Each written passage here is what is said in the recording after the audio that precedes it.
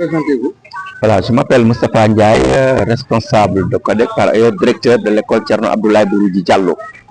Donc aujourd'hui, vous êtes présent ici au niveau de l'école Tcherno Histoire du Soirée, puis connu sous le nom de l'école 4. Quel est l'objet de votre visite ici?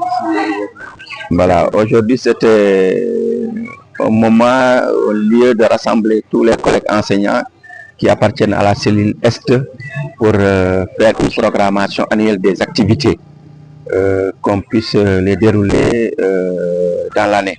Parce qu'il n'est pas sans savoir que chaque mois nous devons faire une cellule au minimum de 4 heures de temps pour rembourser des heures dues. Comment ça s'est passé la programmation, recommandations, attentes? En tout cas, la programmation, elle a été à la hauteur de nos attentes parce que toutes les recommandations qui ont été émises par notre supérieur ont été prises en compte, et on a pris en compte aussi les difficultés des collègues parce que c'est un moment d'auto-formation, un moment d'échange fructueux qui doit se faire entre les cellules. Donc on a pris en charge aussi les collègues qui éprouvent quelques difficultés dans certaines matières. Voilà. Donc on parle du PAM depuis l'année passée. Et cette année aussi, dans les recommandations que vous avez eu à donner, vous avez parlé aussi également du PAM. Donc quelle est la difficulté qui a fait que cette année dans la programmation, la première activité de la cellule consiste à faire une démultiplication encore du PAM? Voilà, le PAM, c'est un programme d'amélioration des apprentissages en mathématiques à l'élémentaire. Mais l'année passée, c'était un moment d'expérimentation dans le département de Vélingara.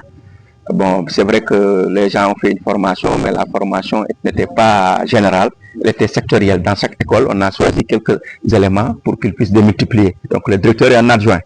Mais le constat qui a été fait à la suite des visites d'après le supérieur, qu'il y a certains enseignants, certains collègues qui éprouvent encore certaines difficultés dans le déroulement du PAM.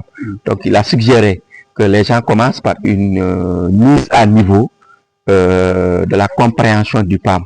Parce que cette année, malgré tout, le PAM est internationalisé, il est généralisé dans toutes les écoles, du CI au CM2, dans toutes les classes.